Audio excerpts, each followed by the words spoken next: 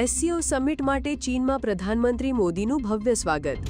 પ્રધાનમંત્રી Narendra Modi Shanghai cooperation organisation SCO સમિટમાં ભાગ લેવા માટે 2 દિવસીય મુલાકાતે ચીનના તિયાનજિન શહેરમાં પહોંચ્યા છે, જે 7 વર્ષમાં તેમની પ્રથમ ચીન યાત્રા છે।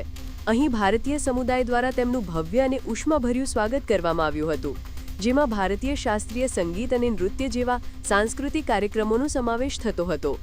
31 ઓગસ્ટથી 1 સપ્ટેમ્બર 2025 સુધીની આ મહત્વપૂર્ણ મુલાકાત દરમિયાન પ્રધાનમંત્રી મોદી ચીનના રાષ્ટ્રપતિ શી જિનપિંગ અને રશિયાના રાષ્ટ્રપતિ વ્લાદિમીર પુતિન સાથે દ્વિપક્ષીય બેઠકો યોજશે। આ વાટાઘાટોમાં ભારત-ચીન સંબંધો, વ્યાપાર અને પ્રાદેશિક સ્થિરતાને મજબૂત કરવા પર ધ્યાન કેન્દ્રિત કરવામાં આવે તેવી અપેક્ષા છે।